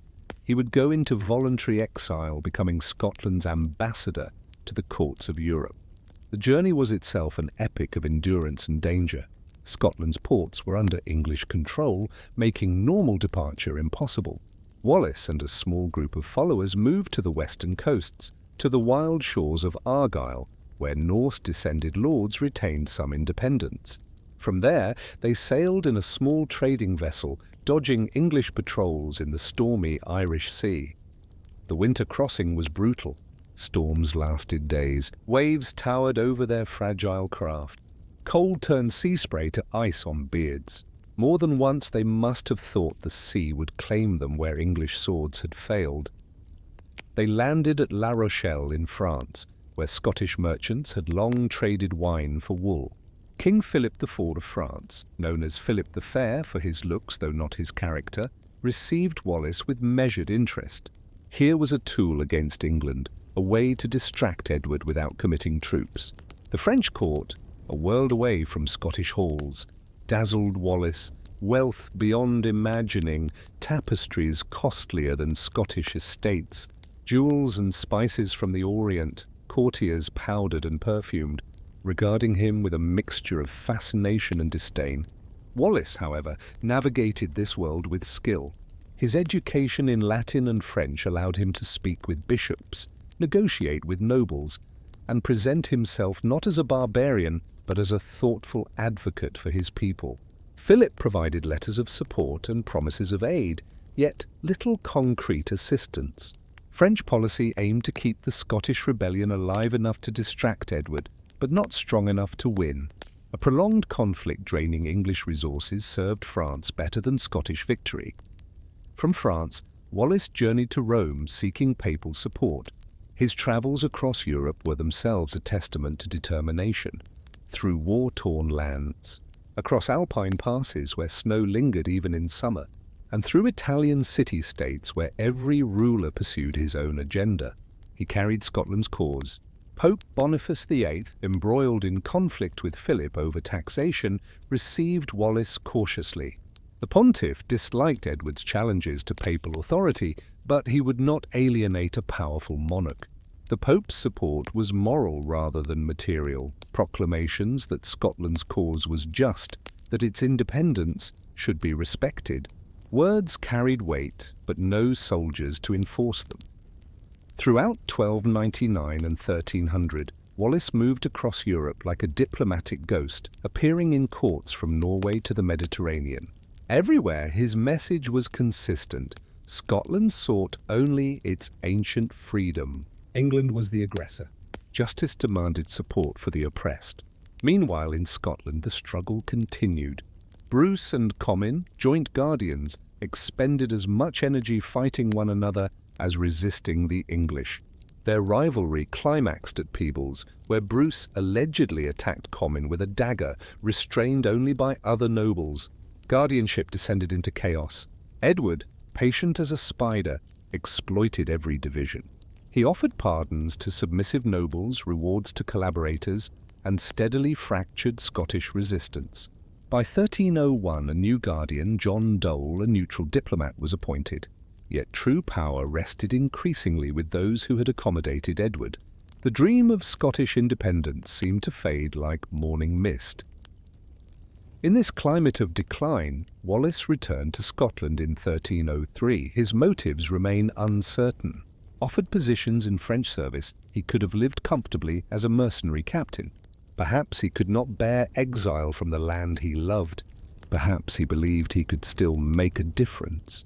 Perhaps he simply chose to die in Scotland rather than live elsewhere. The country he returned to had changed. Edward had launched a new methodical invasion, bringing not just armies, but administration. English clerics recorded every holding, judges imposed law, sheriffs collected taxes. Conquest had become absorption. Wallace found himself almost alone. Nobles who had once followed him had submitted. Common people, exhausted by war, offered little aid.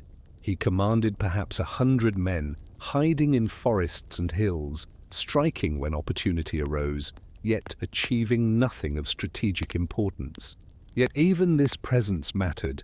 As long as William Wallace remained free, Edward's conquest was incomplete.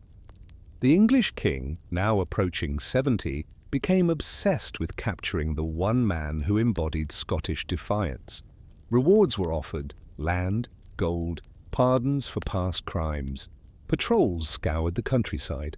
Spies infiltrated Scottish communities. Wallace's life during these final years was one of relentless movement and constant danger. He could trust no one fully, for any man might be swayed by English gold. He slept in a different place each night, sometimes in hidden caves, sometimes in the homes of sympathetic allies, often under the open sky. His companions dwindled over time. Some were killed, others captured, still others simply abandoned the struggle. The stories from this period mix history with legend. Tales speak of Wallace disguised as an old woman to slip past English checkpoints. Stories tell of him laboring in English castles, gathering intelligence while hiding in plain sight. Accounts recall him rescuing Scottish prisoners from English convoys, disappearing into the heather before pursuit could be organized. Whether true or embellished, these tales paint a portrait of a man who refused to surrender, even when rationality demanded it. Wallace had no army, no political authority, no real hope of victory.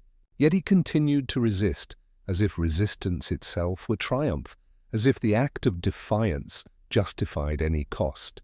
The great nobles observed his stubborn persistence with a mix of admiration and exasperation.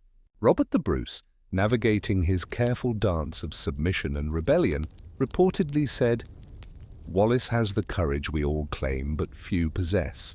He will die for Scotland while we live for ourselves." John Comyn, more pragmatic, noted, "Wallace fights a war that is already lost. Better to preserve what we can through negotiation than to throw all away in futile resistance."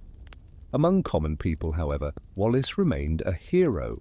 Songs were sung about him in taverns, even though such singing risked English punishment. Mothers told their children stories of the guardian who had once made Scotland free. Priests, when they thought no English ears were listening, prayed for his safety. Yet the net was tightening. Edward had appointed a new lieutenant in Scotland, Sir John de Craven, with specific orders to capture Wallace. More dangerously, the king began turning Scots against Scots, offering pardons and rewards to those who would hunt their own countrymen. By early 1305, Wallace's band had dwindled to fewer than 20 men. They were constantly on the move, constantly hungry, and always looking over their shoulders. Forests that once sheltered them were now filled with enemies. The people who had once supported them were too frightened or too exhausted to help. Even then, reduced to little more than a brigand chief, Wallace maintained his dignity and purpose. A letter he supposedly wrote during this period, though its authenticity is disputed, reflects his indomitable spirit. "I cannot be a slave to King Edward, for I have sworn the contrary. While life permits, I shall oppose his unjust conquest with whatever strength God grants me." The end approached with the inevitability of winter. Too many knew his hiding places. Too many former allies had reasons to betray him. Too many English agents searched tirelessly. The only questions were when and how he would be captured, and whether he would die fighting or be taken alive. As 1305 wore on, Wallace must have realized his time was short. Yet he did not flee Scotland again. He did not seek safety abroad. He remained in the land he loved, among the people he had fought to free, maintaining his resistance even when resistance seemed meaningless. The long road of defiance had led Wallace from triumph at Stirling Bridge, through disaster at Falkirk, to this. A handful of men hiding in the heather, hunted by both English and Scots, achieving nothing but the stubborn refusal to submit. Yet that refusal, that simple demonstration that not all Scots would bow to England, would endure longer than any battle victory. For in the end, Wallace's greatest triumph was not what he accomplished, but what he represented: the unconquerable spirit of Scottish independence, the principle that freedom was worth any sacrifice, and the example that would inspire generations long after he was gone. The betrayal came on a humid night in August 1305, near Glasgow, in a modest house where Wallace had thought himself safe among friends. John de Menteith, a Scottish knight who had once fought for independence, had made a devil's bargain with the English for lands, pardons, gold, and position. He would deliver Scotland's most wanted man. The house belonged to Ralph Ray, supposedly a sympathizer, who had offered Wallace shelter for the night. Exhausted from weeks of constant movement, Wallace had accepted. With him were two loyal companions, men who had stayed steadfast through the bitter years since Falkirk. They had eaten a simple meal of oatcakes and ale, spoken quietly of better days, and prepared to sleep with the weary rest of hunted men. But Menteith's soldiers were already surrounding the house, moving through the darkness with practiced stealth. 60 men, a mix of English soldiers and Scots who had chosen Edward's peace over Wallace's war. They carried no torches. Light would alert their quarry. They made no sound. Surprise was essential. Wallace asleep might be captured. Awake, he would die fighting and become a martyr.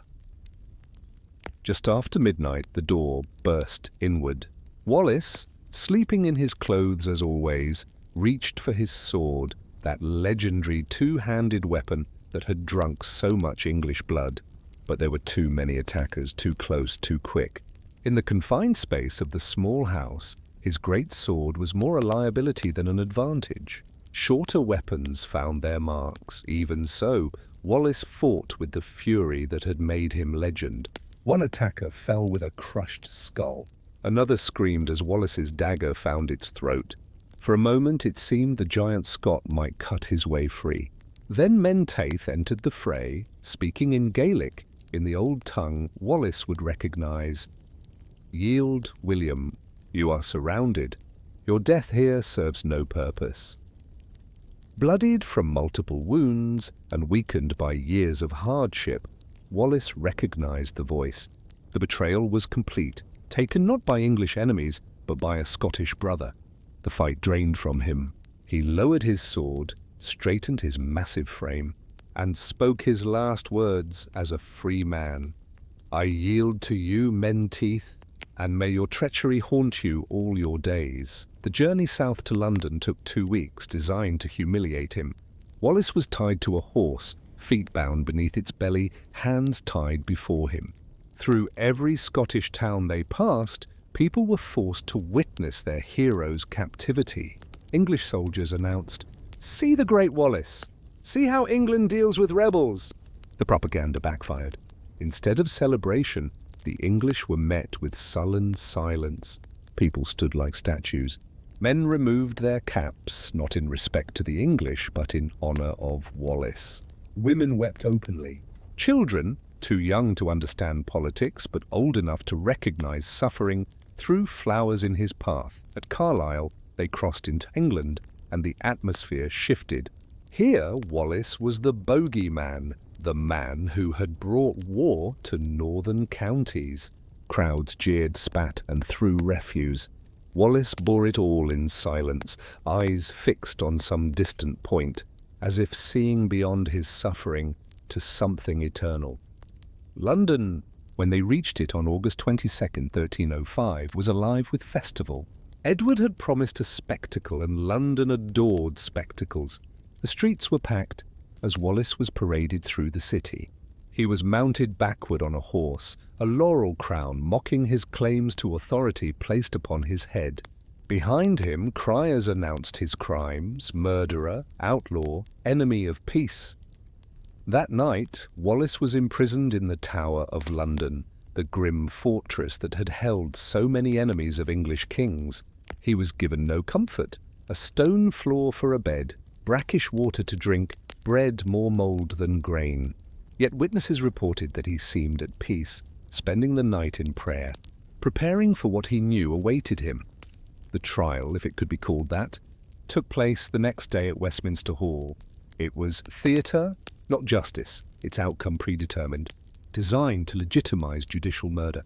The hall was packed with English nobility, eager to see the Scottish giant brought low. Edward himself did not attend, staying at Winchester, yet his presence dominated the proceedings. Sir Peter de Mallory, the King's Justice, presided.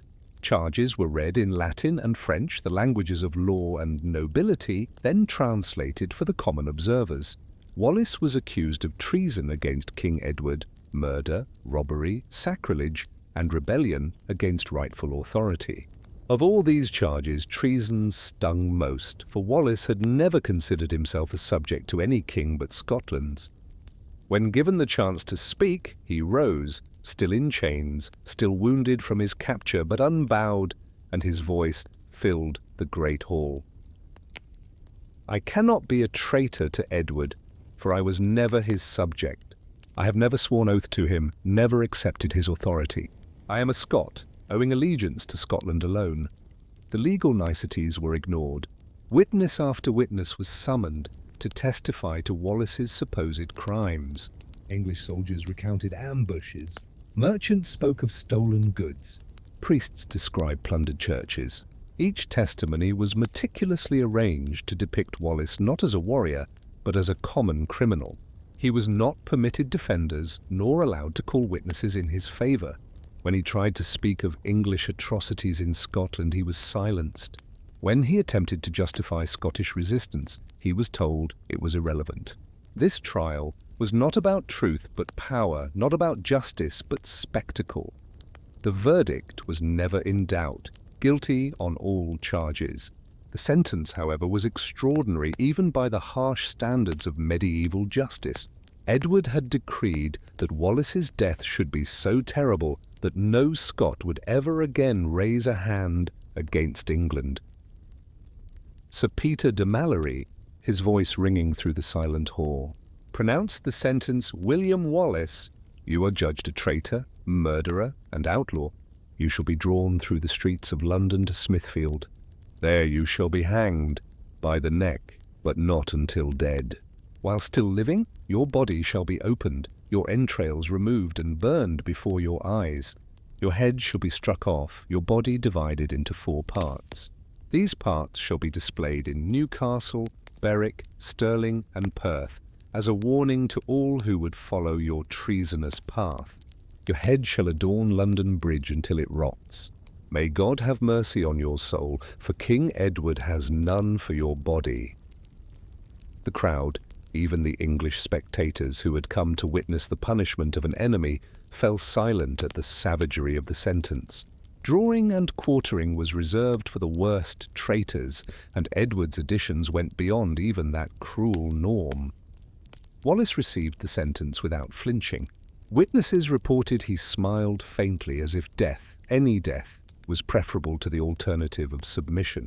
He was returned to his cell to await the morning's execution. That last night of Wallace's life, August 23rd, 1305, London endured a summer thunderstorm that seemed to shake the very foundations of the city. Lightning split the sky. Thunder rolled like divine drums of judgment. Rain fell in sheets, flooding streets and sending citizens scrambling for cover. Superstitious whispers claimed heaven itself protested what was to come. In his cell, Wallace was visited by a priest, sent to hear his final confession and administer last rites. What passed between them remains unknown, sealed by the sacrament, but the priest emerged weeping, later saying he had never encountered a man more at peace with his fate. Dawn arrived grey and drizzling, the storm having passed, leaving the city washed and subdued.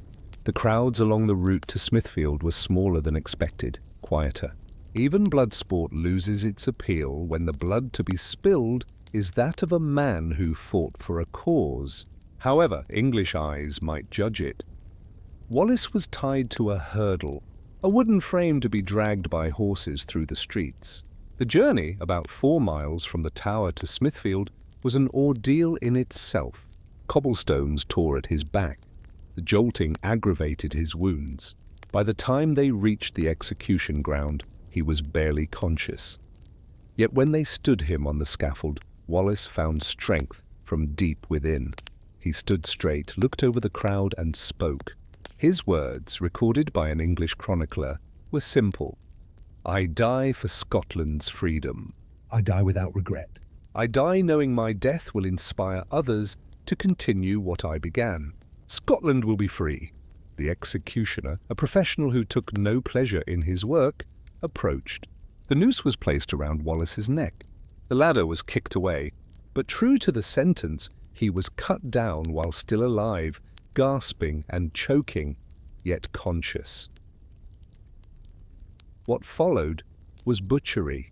The crowd, even those who had come for entertainment, turned away. Women fainted. Men who had seen battle paled. The executioner, following orders, opened Wallace's body, removed his organs, and burned them in a brazier set up for the purpose. Through it all, Wallace made no sound. Pride, shock, or sheer resolve, none could say. Finally, mercifully, the axe fell. William Wallace, Guardian of Scotland, hero of Stirling Bridge, symbol of resistance, was dead. His body was quartered as ordered, the parts sent to designated cities, and his head preserved in tar. Mounted on a pike on London Bridge, Edward, receiving word at Winchester of Wallace's death, reportedly said, "Now we shall have peace in Scotland." He could not have been more wrong. In killing Wallace, Edward had created something more powerful than any living man, a martyr. The quarters of Wallace's body, displayed in Scottish cities, became sites of pilgrimage. People knelt before the grisly relics and swore to continue the fight. His head on London Bridge became not a warning, but a symbol of inspiration. The Scottish nobles who had collaborated with England were shamed by the courage of the man they had betrayed. Robert the Bruce, in particular, was moved. Within 6 months, he would murder John Comyn and claim the Scottish throne, reigniting the war Wallace had begun. In death, Wallace achieved what he could not in life. He united Scotland. Commoner and noble, Highlander and Lowlander, all could agree that a man who died so bravely deserved to be avenged. The resistance Edward thought crushed by Wallace's death grew stronger, fueled by the blood of martyrdom. In the immediate aftermath, a strange quiet fell over Scotland, like the hush before a storm. Edward believed he had struck at the heart of Scottish resistance. The quarters of Wallace's body, displayed in Newcastle, Berwick, Stirling and Perth, were intended as grim reminders of rebellion's cost. His tarred head on London Bridge was meant to warn all who passed that defiance of England meant death. Yet something unexpected occurred. At each site where his body parts were displayed, people began to gather. At first, in ones and twos under cover of night, kneeling briefly, crossing themselves, then vanishing. But as days became weeks, the trickle became a stream. In Perth, an old woman placed flowers at the foot of the pike, holding Wallace's right arm. When English soldiers attempted to stop her, she said, "I nursed him once when he was wounded. I failed to save him. I will not fail to honor him now." The soldiers, moved by her age and dignity, let her be. In Stirling, where Wallace's left arm was displayed near the bridge of his greatest victory, Scottish merchants doffed their caps when passing. Children dared each other to touch the post, believing it granted courage. Robert the Bruce, Earl of Carrick, stood before Wallace's quarter in Berwick and felt the crushing weight of his own cowardice. He had always calculated, submitted when convenient, rebelled when profitable. And here was evidence of a man who chose death over dishonor, principle over profit. "He was the best of us," Bruce reportedly said to his companion, James Douglas, "and we let him die alone." Within 6 months, Bruce would make his leap into destiny, murdering John Comyn in Greyfriars Church, Dumfries, and claiming the Scottish crown. Desperation, ambition, and an attempt to honor Wallace's sacrifice drove him. The transformation of Wallace from man to myth began almost immediately. In taverns, markets, highland bothies, and lowland cottages, his stories grew with each retelling. His height became giant, his strength superhuman. His sword, already formidable, now a weapon only he could wield. But it was Wallace's spirit that captured the Scottish imagination. Here was a man who refused to bend when bending would have saved him, who maintained dignity even in chains, who spoke truth to power even as it crushed the life from him. The Scottish clergy, long resentful of English interference, quietly fostered Wallace's memory. Priests spoke of him in their sermons, comparing his sacrifice to the martyrs of old. Monks in scriptoriums began recording his deeds, preserving them for future generations. Bishop Wishart of Glasgow, who had supported Wallace in life, now worked to sanctify him in death. Songs began to circulate, spreading from village to village with travelling minstrels. They sang of Stirling Bridge, where Wallace the giant slew 100 English knights. They sang of his strength, how he could bend a horseshoe with his bare hands. They sang of his death, how he had smiled at his executioners and promised that Scotland would be free. One particular ballad, by an unknown author, captured the essence. They took his body and tore it apart, but they could not touch his lion heart. They displayed his limbs for all to see, but his spirit soared forever free. Edward, aging and ill, realized too late that killing Wallace had been a mistake. Reports reached him of Scots swearing oaths on Wallace's name, of resistance fighters claiming to act in his memory, of his execution being called murder rather than justice. The old king, who had conquered Wales and humbled France, now found himself fighting a ghost. When Robert the Bruce raised the standard of rebellion in 1306, he explicitly invoked Wallace's memory. "I fight," he declared, "to complete the work Wallace began." Politically astute, Bruce associated himself with the martyred hero, giving legitimacy to his rebellion that his own checkered past could not provide. The wars of independence that followed Wallace's death would continue for decades. Bruce faced disasters, betrayals, and dark nights of the soul, yet the memory of Wallace remained both inspiration and rebuke. When tempted to compromise to accept English overlordship for recognition, he remembered Wallace refusing to bend, even unto death. At Bannockburn in 1314, as Scottish and English armies faced each other in the decisive battle of the war, Scottish soldiers reportedly shouted, "Wallace! Wallace!" as they charged. The man had been dead 9 years, yet his spirit led them still. When the English broke and fled, leaving Scotland victorious, many claimed they saw Wallace's ghost fighting among the Scottish ranks. The Declaration of Arbroath in 1320, that magnificent statement of Scottish independence sent to the Pope, never mentions Wallace by name, yet his influence permeates every line. Its famous passage, "It is not for glory, nor riches, nor honours that we fight, but for freedom alone, which no good man gives up except with his life," could have been Wallace's own words. As the memory of the man faded, the legend grew stronger. By the late 14th century, he had become Scotland's national hero, the embodiment of resistance to foreign domination. Every generation of Scots interpreted him according to its needs. In the 15th century, Blind Harry wrote The Wallace, an epic poem second only to the Bible in popularity in Scotland. Harry's Wallace was part historical figure, part Arthurian knight, part Scottish messiah. The poem took liberties, inventing battles, creating romances, adding supernatural elements, but it captured the essence of Wallace's meaning to Scotland. Written during the reign of James III, a time of renewed English threats, Harry's Wallace reminded Scots that they had stood against England before and could do so again. His version of Wallace's last words became Scotland's unofficial motto: "Freedom is best, I tell thee true, of all things to be won." The Scottish Reformation of the 16th century might have diminished Wallace's status, for he was associated with the Catholic Church, which reformers opposed. Yet John Knox and his followers found in Wallace a proto-Protestant hero, a man who had stood against tyranny, refused to bow to unjust authority. They emphasized his education, his Latin, his letters to foreign courts, portraying him as a thinking man's rebel rather than merely a warrior. When James V of Scotland became James the Sound of England in 1603, uniting the crowns, Wallace's memory became problematic. A Scottish king now ruled England, the nation Wallace had fought.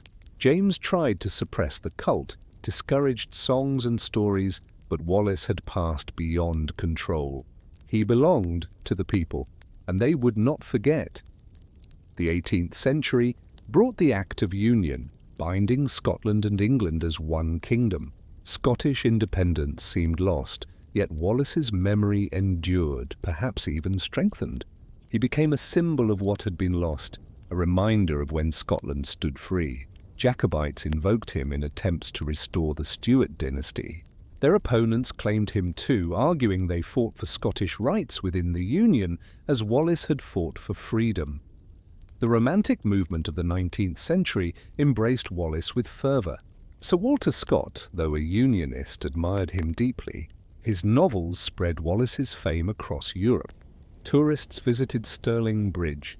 The Wallace Monument was erected. Scottish immigrants carried stories of Wallace to America, Canada, and Australia.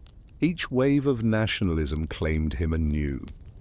As industry transformed Scotland, Wallace became a working-class hero, a man challenging aristocratic power. As democracy expanded, he was seen as a fighter for popular sovereignty against royal absolutism. During the height of empire, he became the anti-imperialist, defending small nations against powerful ones. The 20th century brought new interpretations. In World War I, Wallace was invoked as a defender of small nations' rights. In World War II, he was the resistance fighter, demonstrating that occupation could be resisted, collaborators remembered with shame, and those who fought honoured forever. Scottish cultural Renaissance writers, like Hugh MacDiarmid, saw in Wallace a symbol of linguistic and cultural independence, a defender of traditions that made Scotland unique. The late 20th century gave Wallace perhaps his most globally influential portrayal through Randall Wallace's screenplay and Mel Gibson's film Braveheart. Historically inaccurate, he never wore a kilt, never painted his face blue, never had an affair with Isabella of France. The film captured something essential: the individual standing against injustice, choosing death over submission.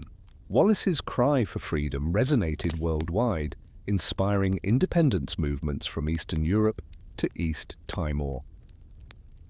Modern Scotland continues to grapple with Wallace's legacy. Nationalists see him as the eternal reminder that Scotland was once independent and could be again.